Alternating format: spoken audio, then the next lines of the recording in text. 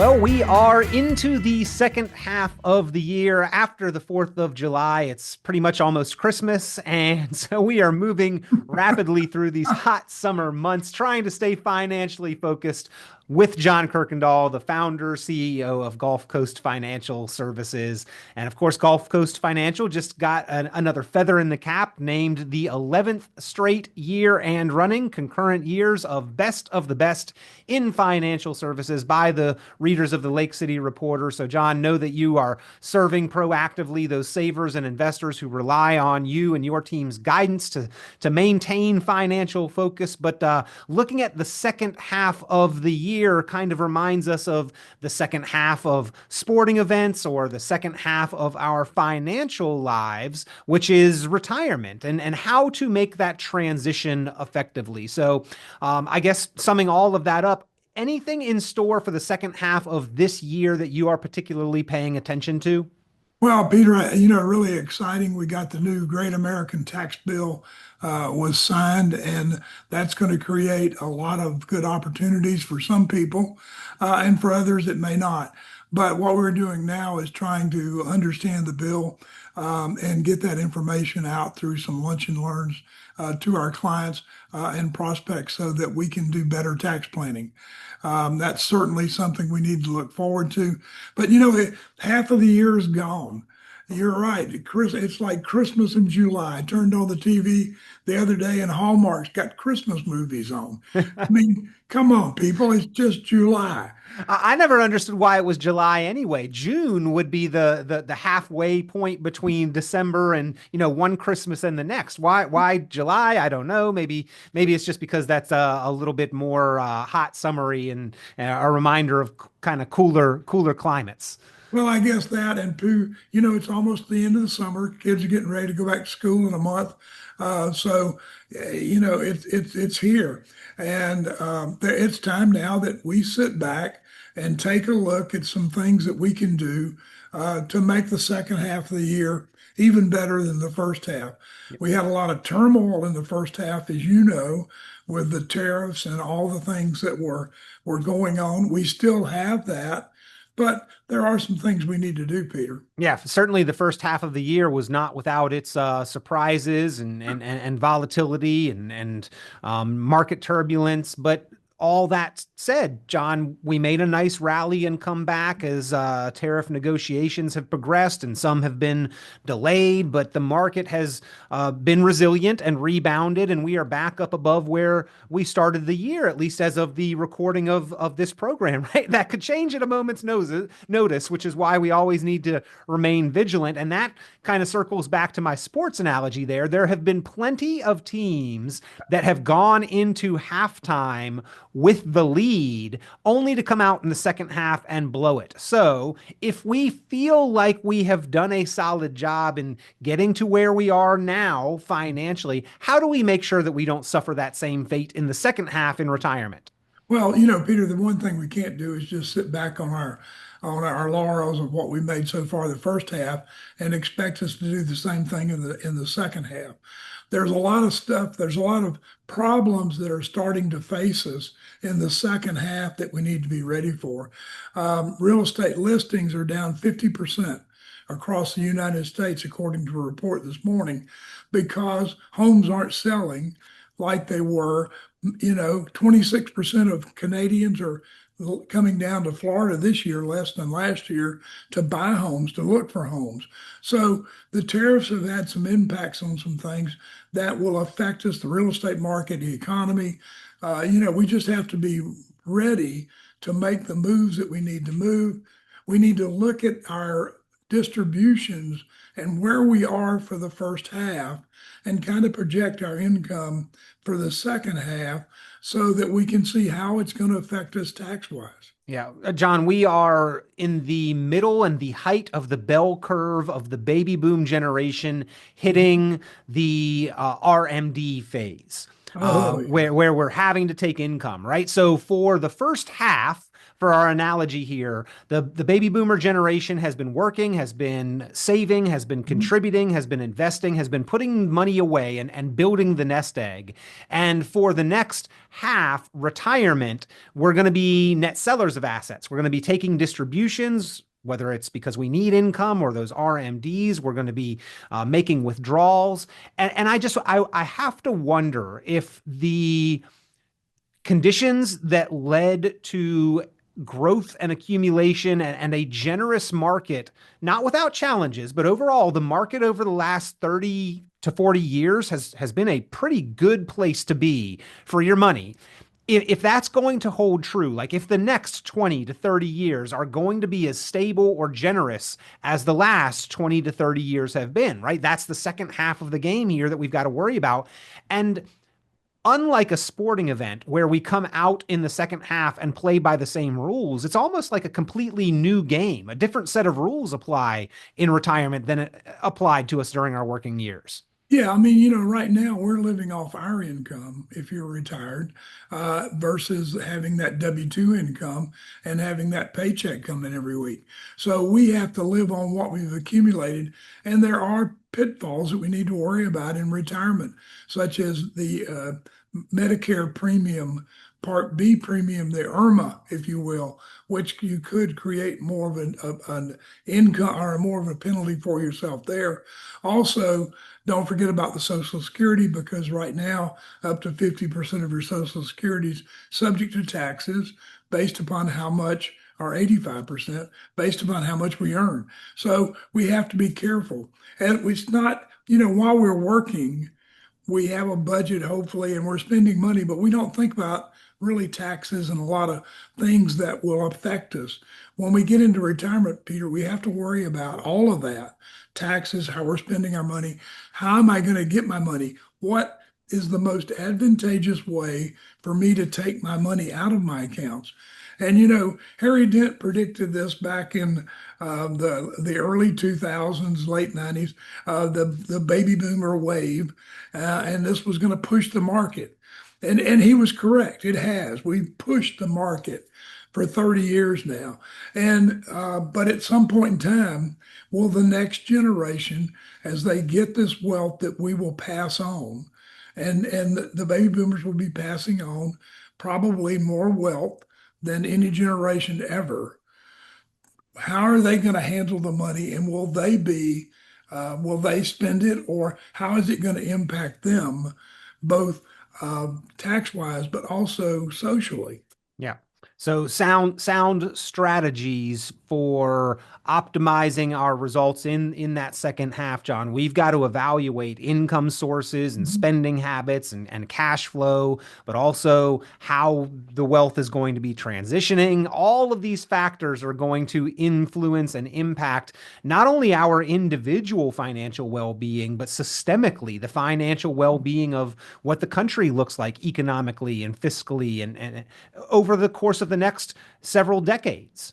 Well, that's right, Peter. And don't forget that the plays that brought us through the first 6 months may not be the plays that we use in the last half.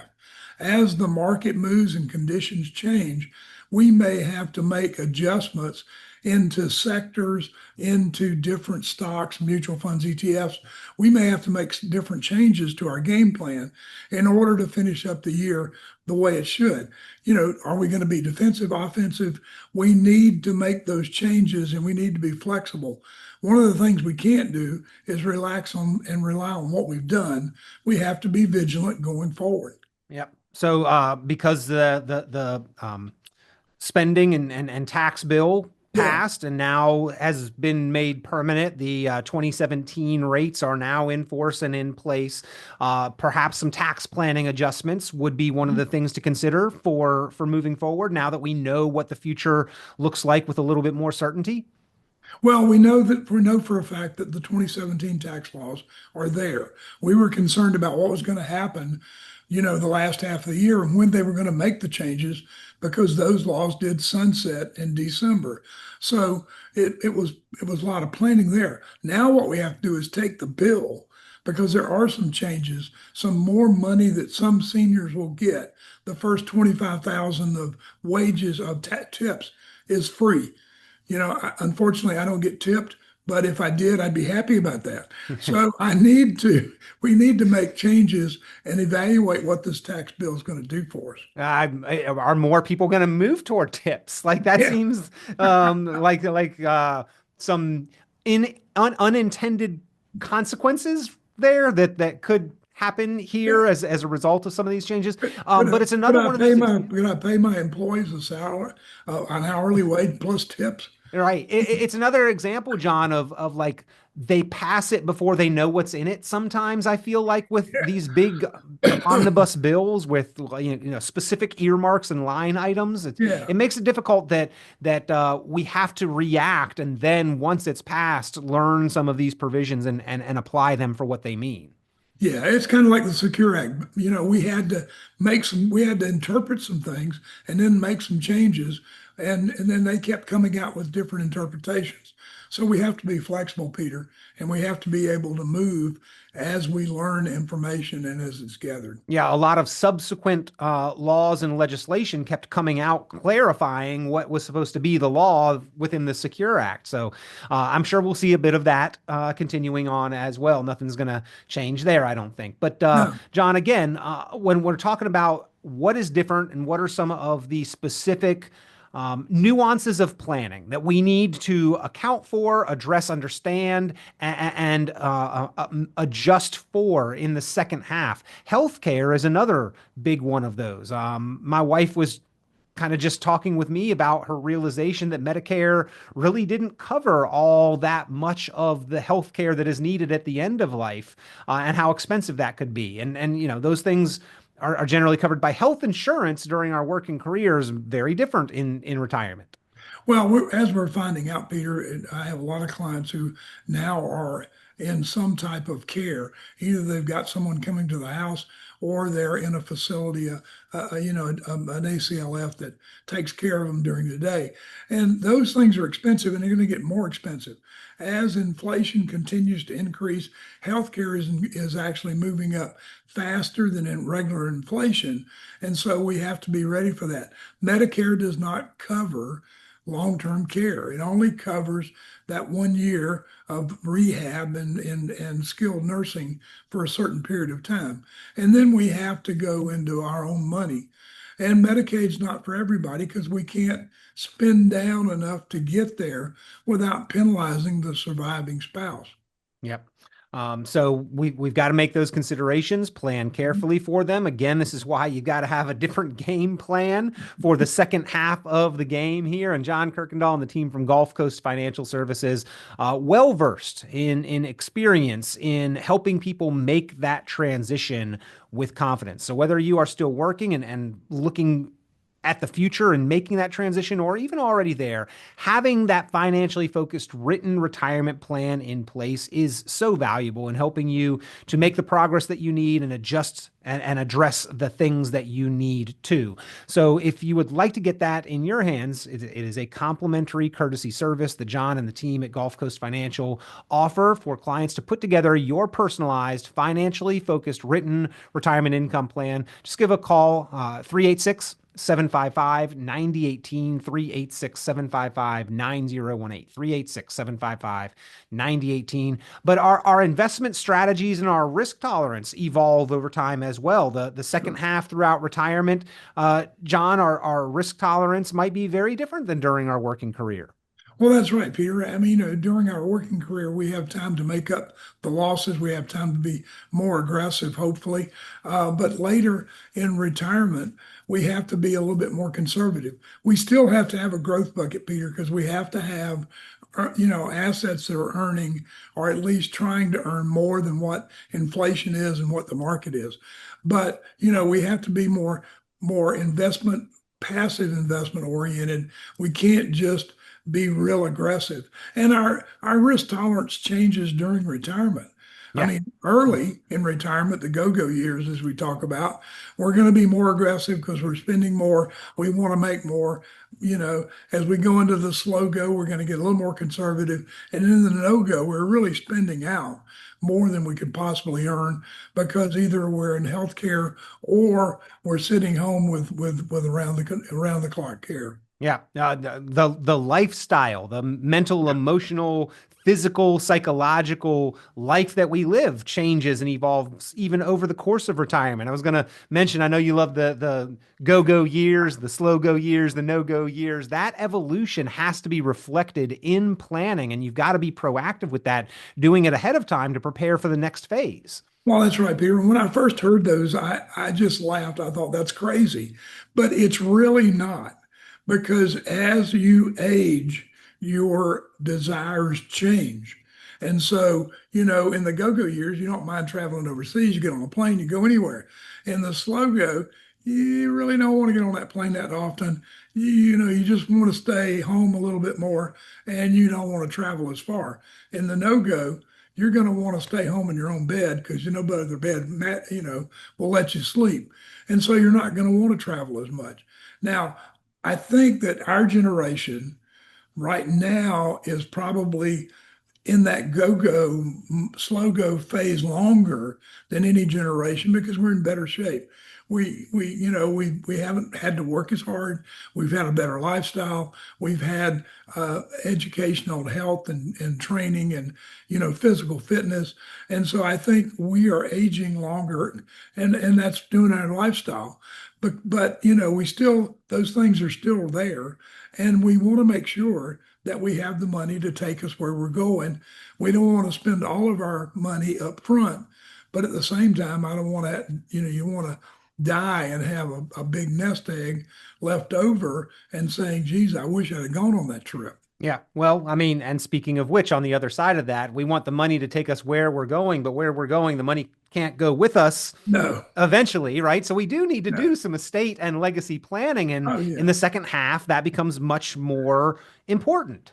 Yeah, and it's one of the things that I have a real hard time getting our clients and prospects to do is legacy planning. It's like they feel like they're going to live forever, but it's really important, that we get that legacy planning, get that will, that power of attorney, health surrogate forming, and that living will together, at least those documents for each spouse, so that the assets will pass as they're supposed to pass without having to go through probate or having to create a hardship for the surviving family. But for some reason, I don't know whether it's I don't want to go to the lawyer part or it's too expensive part, but it's really not that expensive. And in the long run, it's actually money well spent, Peter. Yeah, it can save a lot of heartache and anguish with Mhm. family and loved ones. Yes. And financially, a small upfront cost in addressing these things, quite possibly, John, saves a much larger amount down the road. So a stitch in But time. it'll also keep the family together because they're not going to be arguing over who gets what. Yeah. And trust me, they will if you don't tell them. Yeah. So Yeah. Well, John, all of this to say, hey, we are now in the second half of the year. The first half flew by. The second half always seems to be even faster than the first half. A lot happened in the first half of the year. We want to be prepared for all of these things that are going to be coming at us quickly, fast, and furious in the second half, but we also want to always maintain a long-term vision on our goals. And the second half of our lives, retirement, takes special, unique, specific planning, and the rules of the game do change. And we've got to have a plan that reflects that. And so, ladies and gentlemen, if there are things that you want to make sure that you have addressed or things that you would like to consider, don't let a sizable lead fool you into thinking that you've won the game for our sports analogy here, right? that's right. Formulate a plan for success, and that's what that financially focused written retirement plan is all about, right, John? That's right. That's what it does. With a holistic approach, looking at taxes, Social Security, Medicare, looking at every aspect, all your assets. We're not asset-based planning, we're income-based planning because we're going to be living off of the income that we generate off the assets that we've saved. And so we need to do those in the best manner. We need to minimize taxes, pay taxes, but minimize them. And we need to know where we're going for that long trip. And, Peter, talking about first half and second halves, I always think back about the game between Florida and Georgia. When Florida was ahead 34-0 at halftime, and Herschel Walker came back in the second half, and Georgia ended up winning the game. And I can't remember what the score was, but I just knew at halftime we had it. And it was so exciting. And then they just killed us in the second half. Yeah, you gotta pivot. You gotta be able to adjust as you go. You gotta have a plan for that long term in both halves that covers both halves. And again, the rules in the second half seem to change completely. It's almost like a totally different game altogether. But they know that there at Gulf Coast Financial Services. That's why for 11 years and running, they've been named best of the best in financial services by the readers of the Lake City Reporter. So if you'd like to find out, if you'd like a personalized plan for your long-term vision, diversified strategies to help you achieve and accomplish your goals, give them a call. It is a courtesy service to put together that financially focused written retirement plan. 386-755-9018, the number to call, 386-755-9018, 386-755-9018. If you'd like to specifically learn how to generate the income, how to manage, control, minimize taxes, and how to live through retirement with more confidence, you got to have a plan to do it. And that's what they put together there at Gulf Coast Financial Services. 386-755-9018. John, always appreciate your time keeping us financially focused, talking about the second half. Well, that's right, Peter. Let's have a good second half, finish strong, and finish well.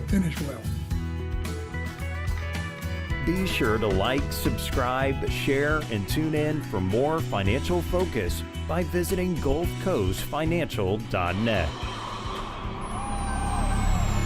The information presented on this program is provided for informational purposes only, without warranty of accuracy, completeness, or suitability for a particular purpose. This program is not intended to be and does not constitute financial, investment, legal, or tax advice. This information is general in nature and not specific enough to be construed as advice. You should not make any decision based on the information presented on this program without independent consultation with an appropriately licensed professional or competent advisor. Investment in securities or the market involves a potential risk for loss of principal. Trading, therefore, may not be suitable for all listeners. Annuity guarantees are based solely on the financial strength and claims paying ability of the issuing company. Withdrawals of growth from annuities may be taxable as ordinary income in the year it is taken. Individuals should review contracts for specific details of the product's features and costs. Early withdrawals may subject the owner to penalties, fees, or taxes. John Kuykendall is registered with and securities are offered through Kovac Securities Inc., member FINRA SIPC, found online at www.kovacsecurities.com. Advisory services are offered through Gulf Coast Financial Services Inc., a registered investment advisor in Florida. Gulf Coast Financial Services Inc. is not affiliated with